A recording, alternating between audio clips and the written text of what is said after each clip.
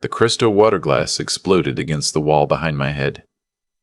I felt a shard nick my left ear, warm blood trickling down to stain the collar of the only good shirt I owned anymore. "You senile old fool," my son hissed, leaning across the dinner table at L'Aubergine, the most pretentious restaurant in downtown Chicago.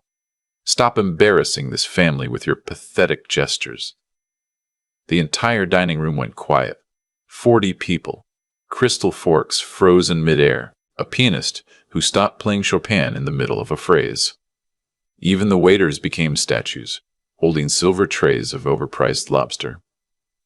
I looked down at the table. There, sitting next to a half-eaten plate of foie gras my daughter-in-law had ordered and barely touched, was the small wooden box I had brought. Inside was a pocket watch. A 927 Hamilton, gold-plated, the same model my own father had carried through the Korean War. I had spent 6 months tracking one down. I had paid $1,800 for it from a collector in Springfield. I had the inscription engraved myself, to my grandson on his 16th birthday. Time is the only inheritance that matters.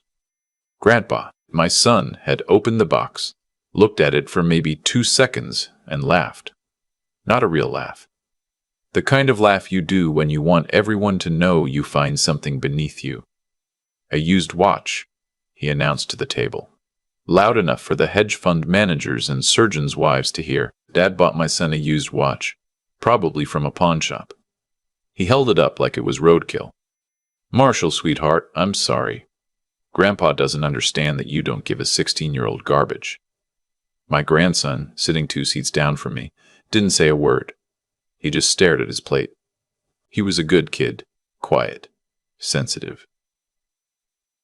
The kind of kid who reads books his parents would call weird. I saw his hand twitch toward the watch, then pull back like he'd been burned. He knew better.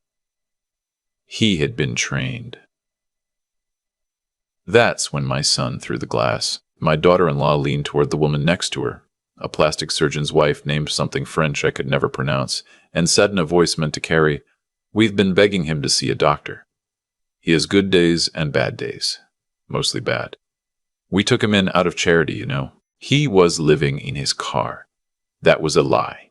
I had been living in a perfectly fine 2-bedroom in Evanston until they convinced me, for tax purposes, they said, for family, they said, to sell it and move into the basement apartment of their 12,000 square foot monstrosity in Lake Forest. That was 4 years ago.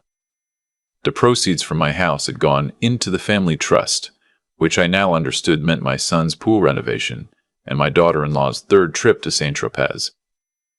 I picked up my linen napkin. I dabbed the blood off my ear. I stood up slowly. My knees were not what they used to be. "I'm going to step outside," I said. "Sit down," my son snapped. "We haven't even had dessert. You're going to make a scene." I looked at him. Really looked at him. I tried to find the 7-year-old who used to climb into my lap and ask me to read Where the Wild Things Are one more time. He was in there somewhere, maybe, buried under a custom-tailored suit, and 20 years of being told no was a 4-letter word. "I'm not making a scene, son," I said. "I'm leaving one." I walked past the maitre d', who avoided my eyes.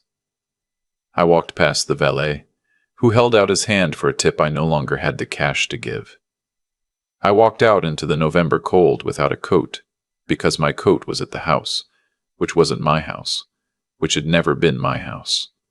I walked the 4 miles back to Lake Forest. I'm 68 years old, and my hip was screaming by mile 2, but I kept walking. Cars passed. Nobody stopped. I had time to think, which was something I hadn't really had in 4 years. When I got back to the estate, the gate code didn't work. I stood there in the dark. In front of the iron gates I had never been allowed to call mine, and I pressed the buzzer. Nothing. I pressed it again. The intercom crackled. "Sir, you'll need to take the service entrance," came the voice of the night security guard. A new one. I didn't recognize the voice. "This is the homeowner's father," I said. "I live here." "I have instructions, sir. Service entrance only." Mr. Halloran called ahead. So that was his plan. Lock me out at the front. Make me walk around to the back like a delivery boy. Show me my place one more time before bed. I walked around. The service gate was open. I went down the long driveway, past the 4-car garage that held his Range Rover, her Bentley, his weekend Porsche, and the spot where my old Buick had been until they sold it last spring because it lowered property values. I walked around to the side door that led directly to the basement, where I had a converted apartment with a bathroom you couldn't stand up in and a window that looked out at the foundation drain. But I didn't go to my room. I walked into the boiler room. Behind the water heater, taped to a copper pipe in a place no one ever looked, was a small, fireproof key safe. I had put it there in my second week in this house, before the arrogance had time to fully calcify. Inside the safe was a thumb drive, a burner phone still in its plastic, and a key to a storage unit in Waukegan that had been paid up for 10 years in advance. I pocketed all 3, then I went to my room, and sat on the edge of the twin bed they'd given me. Twin, in case you missed that. A twin bed for a grown man. And I made a phone call. The man on the other end picked up on the first ring. He always did. "It's me," I said. A long pause, then a sigh. "I was wondering when you were going to call." His name was Bartholomew, but everyone called him Bart. He had been my attorney for 41 years. He had drafted my first contract. He had been the best man at my second wedding. He had buried my second wife with me when the cancer took her in 2019. He had warned me, he had begged me, not to sign over operational control of Halloran Kestrel Logistics to my son 5 years ago.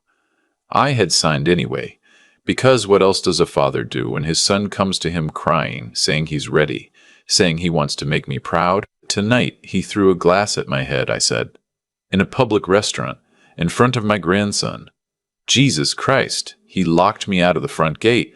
I had to walk home in the cold. Jesus Christ, Bart, I want to pull the trigger. The pause this time was longer. He was, I knew, sitting in his study, a study I had been in maybe 200 times, with his bourbon and his Labrador and his wife asleep upstairs. "Are you certain?" he asked. "Once we do this, there's no walking it back. He will lose everything in a single morning, including the house, including her cars, including the country club membership. I know what he loses.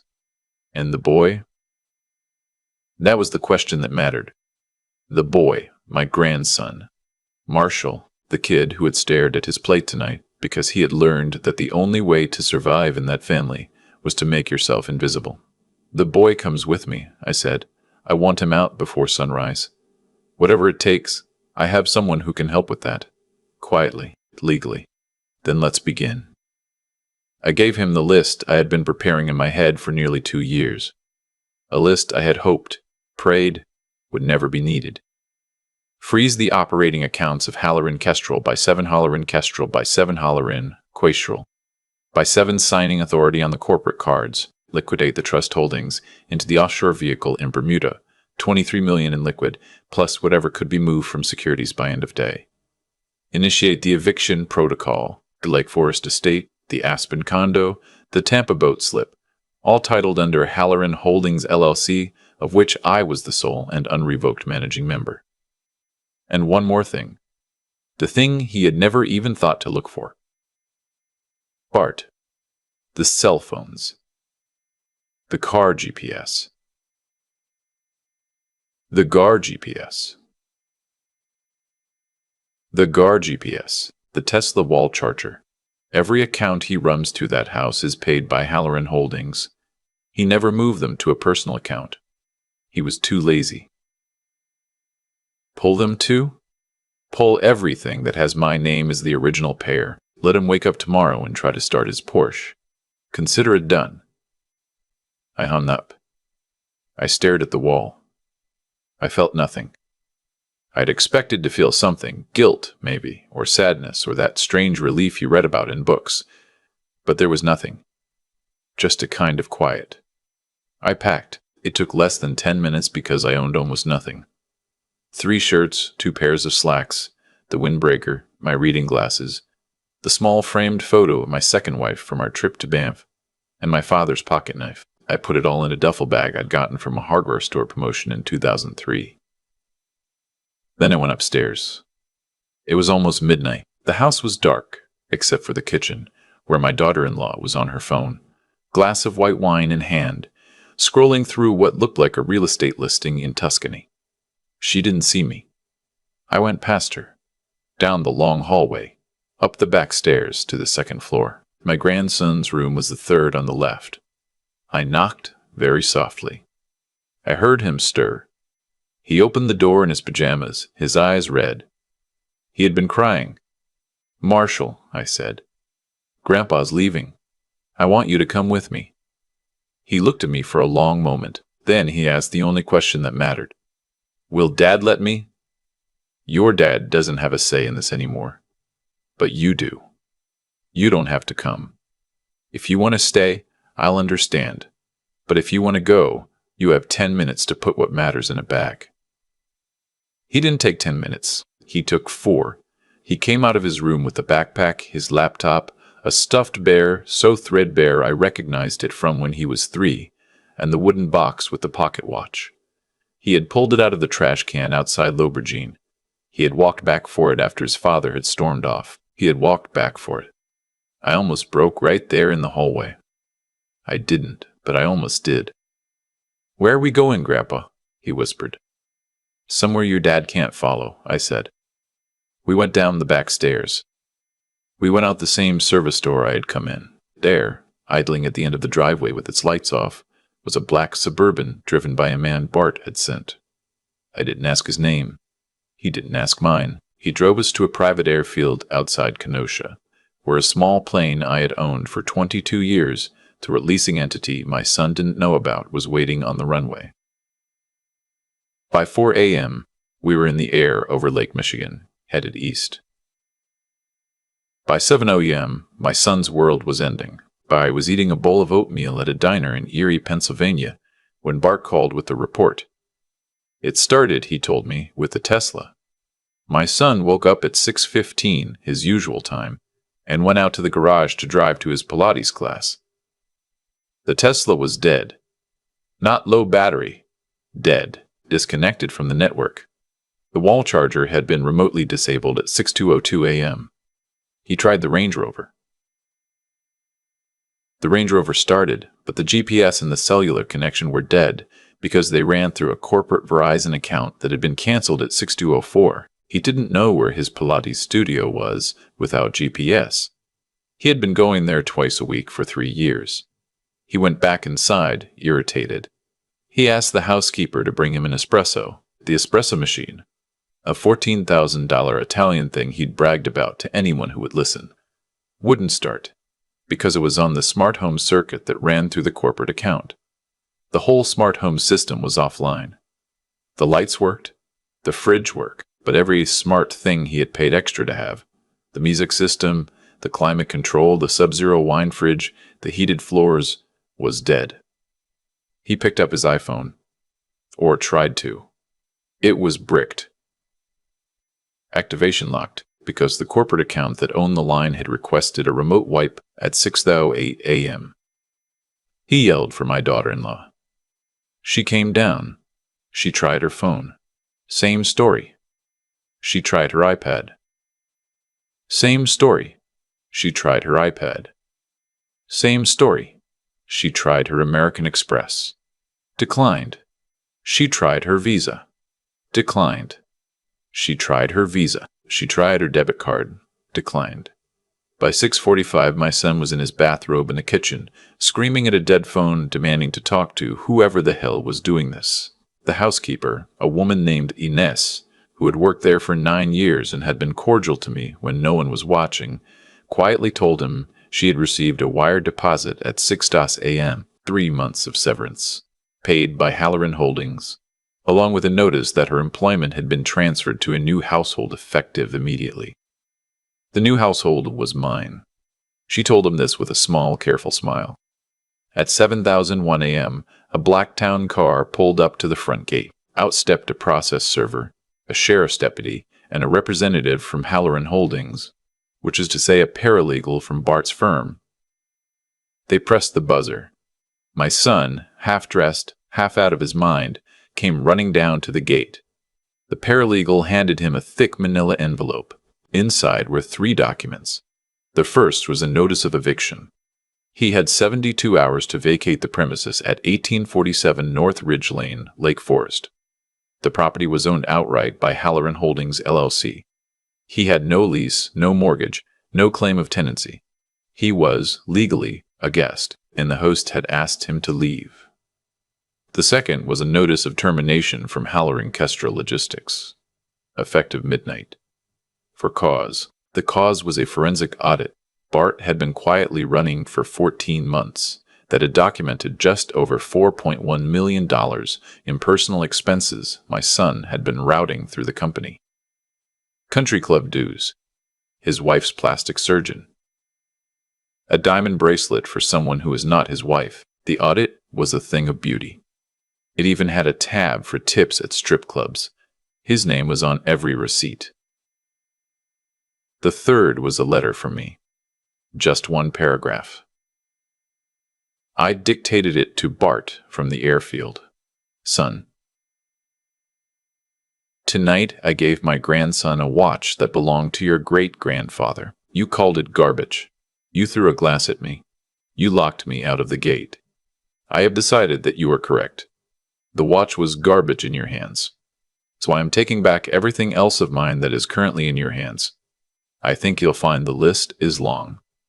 Dad. He didn't take it well.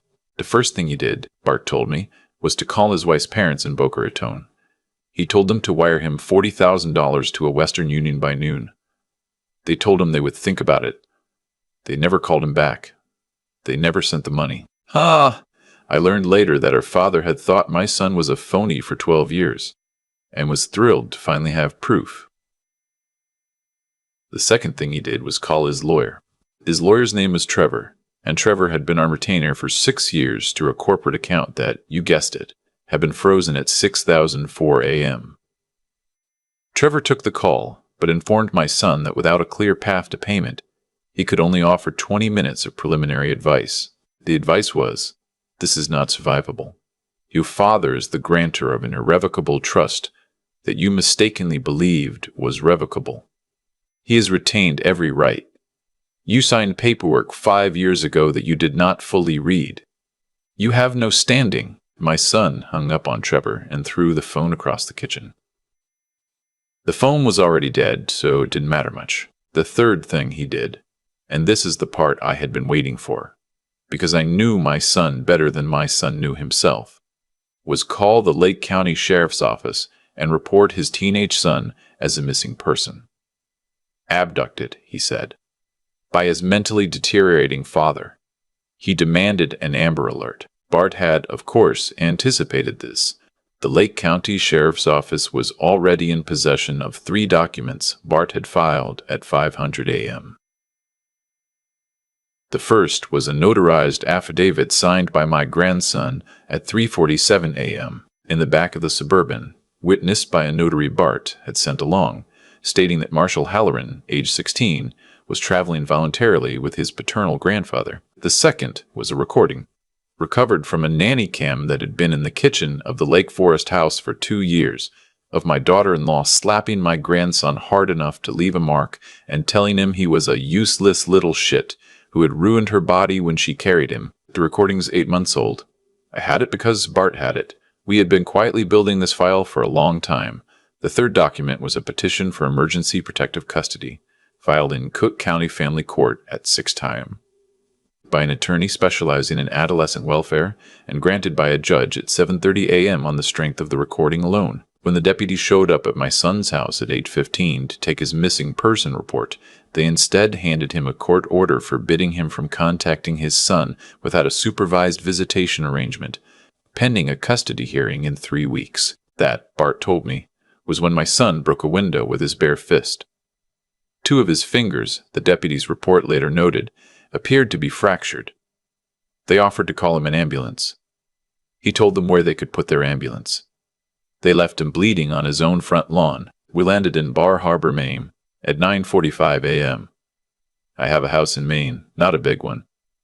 A clapboard place on the water, 3 bedrooms, a wraparound porch, a dock that needs replacing every 6 years. I bought it in 1991 with the second check I ever cashed from Halloran Kestrel. I never told my son it existed. I never put his name on any of the paperwork. There's a fishing boat in the boathouse. There's a wood stove. There's a shelf of paperbacks I have been meaning to read for 30 years.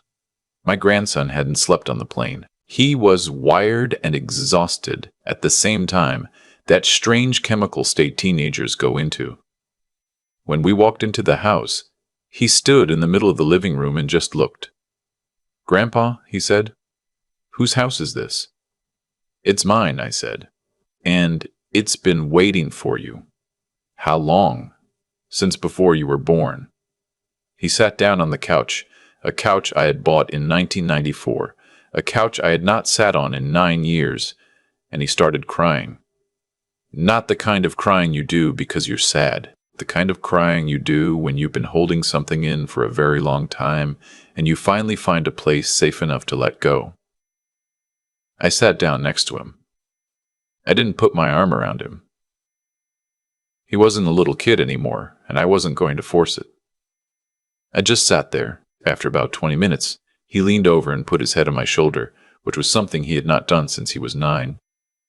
"Is Mom going to come find me?" he asked. "No," I said. "Your mother is going to be very busy for a while." "Is Dad? Your father's going to try? Will you let him?" I thought about that for a long time before I answered. "I'll let him try," I said, "but he won't succeed." 3 weeks. That's how long it took for it all to come apart. In the first week, my son and his wife moved into a residence inn off Route 41. They paid for it with the last of her parents' patience. Boca finally sent a few $1,000s, with a note that this was the absolute last time. He spent 5 days calling everyone he had ever done business with, looking for a loan. Most of them didn't take the call. The ones who did informed him, gently or not. That word had spread. A Halloran without the Halloran Kestrel signing authority was not a Halloran worth lending to. In the second week, his wife filed for divorce. This surprised exactly no one except him. The filing came with a request for an emergency support order, which her lawyer, a shark named Margolis, whom I had known for 20 years, and who, by total coincidence, owed me a favor, fumbled in a way that ensured no support would actually be paid until the assets were settled, which would take years. The filing also came with a sworn statement from her detailing emotional abuse, financial control, and an extramarital affair with a personal trainer named Brock. The filing was in the Tribune's online edition by Wednesday. In the third week, the criminal indictment came down. I hadn't asked Bart to push for criminal charges. I had asked him to make sure they were available if needed. The decision belonged to the Cook County State's attorney, who, after reviewing the forensic audit and the 8-month-old kitchen recording and the broken window incident report and the testimony of 2 former assistants my son had verbally abused for years, decided that needed had arrived: wire fraud, embezzlement, domestic battery in the 3rd degree. The arraignment was on a Tuesday. He posted bail with money he had to borrow against his wife's grandmother's pearls. The pearls were not actually his to borrow against. That became its own problem later. The custody hearing was on a Thursday. I drove down to Chicago alone. My grandson didn't want to come, and I didn't want to make him. He stayed in Maine with a woman Bart had hired, a retired social worker named Mary Ellen, who was patient and made very good blueberry pancakes. The courtroom was small. A family court judge named Lynette presided. She was in her 50s, gray-streaked hair, no nonsense. My son was there. He had lost weight. His suit didn't fit anymore, and not in the good way. His wife was not there. She was in Florida pretending to be a victim. His lawyer was someone I had never heard of, court-appointed, because Trevor had stopped returning his calls. The judge asked my grandson if he would like to address the court via the previously recorded statement we had submitted. He had recorded it 3 days earlier in the living room of the main house, Mary Ellen behind the camera. The clerk played the video. In it, my grandson talked for 11 minutes. He talked about being told from age 6 that he was a disappointment. He talked about being made to wait in the car while his parents went to dinner because he had embarrassed his mother by having a stutter. He talked about his father telling him, on his 13th birthday, that his only value was as the future face of Halloran Kestrel, and he had better not screw that up.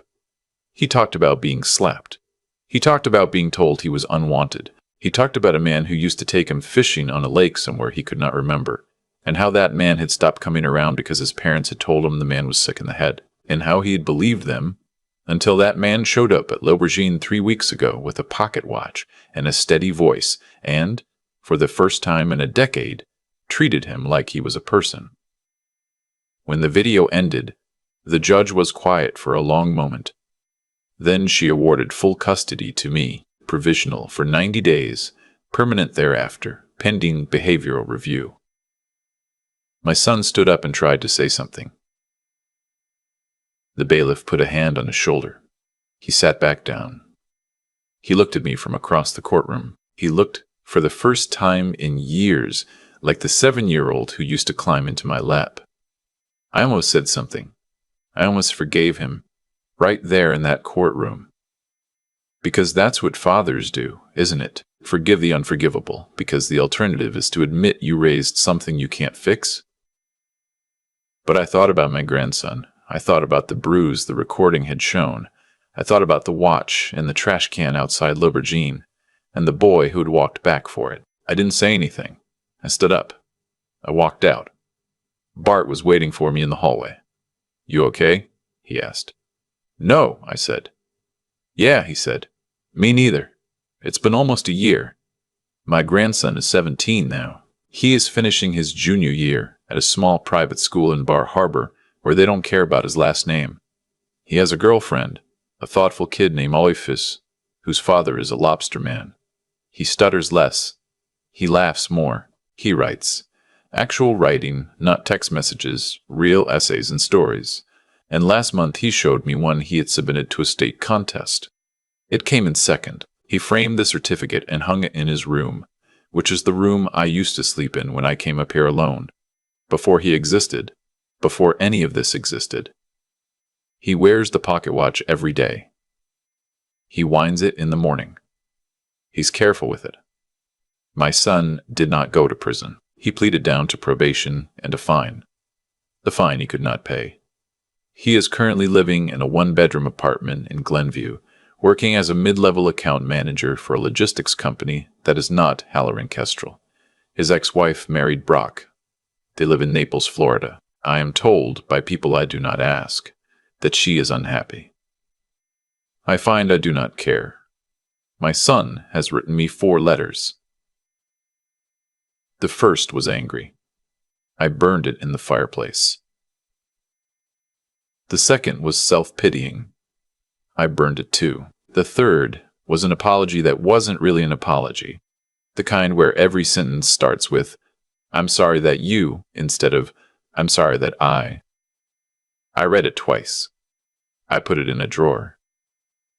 The fourth came 2 weeks ago. It was 3 pages. It was handwritten. It said, among other things, that he had started seeing a therapist.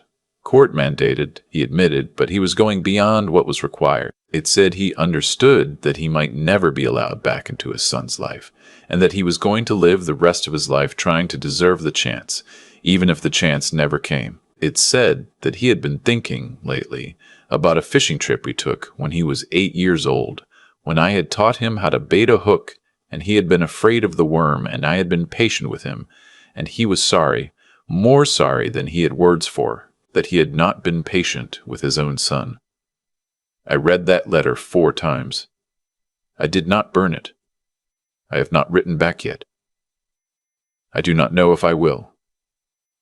My grandson has not been told it arrived, and I have not decided whether to tell him. He turns 18 in 7 months. After that, the decision will be his, not mine.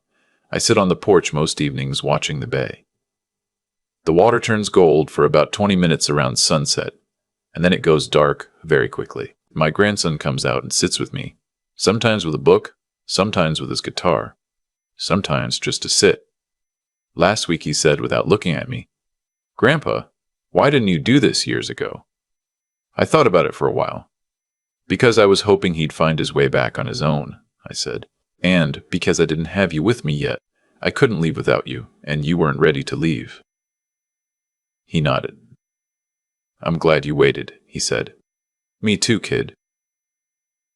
We sat there until the gold was gone. If you've ever loved someone who treated you like a burden, a parent, a child, a spouse, anyone, and you've spent years telling yourself they'll come around, that the love you remember is still in there somewhere, that family is family, and you don't walk away from family.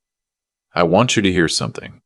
From a 68-year-old man who waited too long, sometimes the love you remember is gone. Sometimes the person you raised has become someone you wouldn't have let into your house if they'd shown up as a stranger. And sometimes the bravest, most loving thing you can do, for yourself and for the people in that house who are still worth saving, is to walk out the front gate, in the cold, without a coat, and never come back. If this story meant something to you, hit the like button and tell me in the comments, have you ever had to walk away from someone you raised? I read every one. And I'm here, on this porch, listening.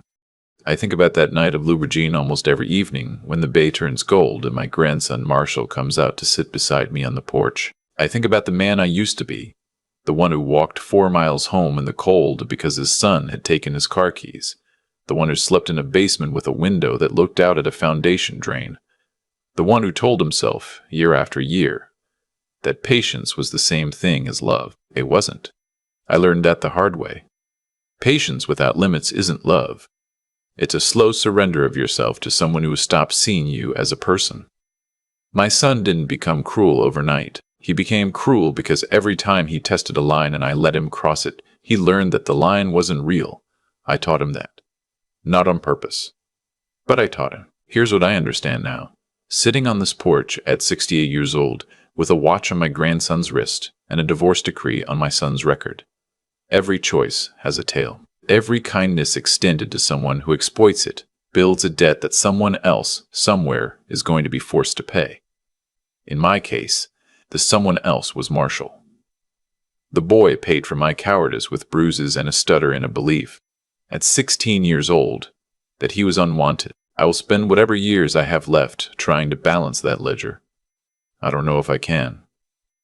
What I know is this. Character is not something you inherit. It's something you build, day by day, by what you tolerate and what you refuse. My son inherited my last name and my company and my house, and none of those things made him into a man. What would have made him into a man was being told no when he needed to hear it, and I never said it. I thought I was being a good father. I was being a frightened one. I want to leave you with 3 things, because 3 is what I can hold in my head at this age. The first is that decency is not weakness. You can be kind without being a doormat. You can love someone and still close the door on their behavior. The second is that wisdom is mostly the discipline to see what is actually happening, instead of the story you wish were happening. I wasted 4 years in that basement because I kept rewriting the story in my head. Don't do that. Look at what is in front of you. Believe it. The third is grit. The kind that lets you walk into the cold without a coat because the warm place behind you has stopped being a home. You will need it. Everyone does eventually. Marshall is going to be okay. I am going to be okay. My son might be okay someday too, but that is no longer my project. My project, for whatever time I have left, is the boy on this porch and the small good things I can still do. That's enough. It turns out it was always enough.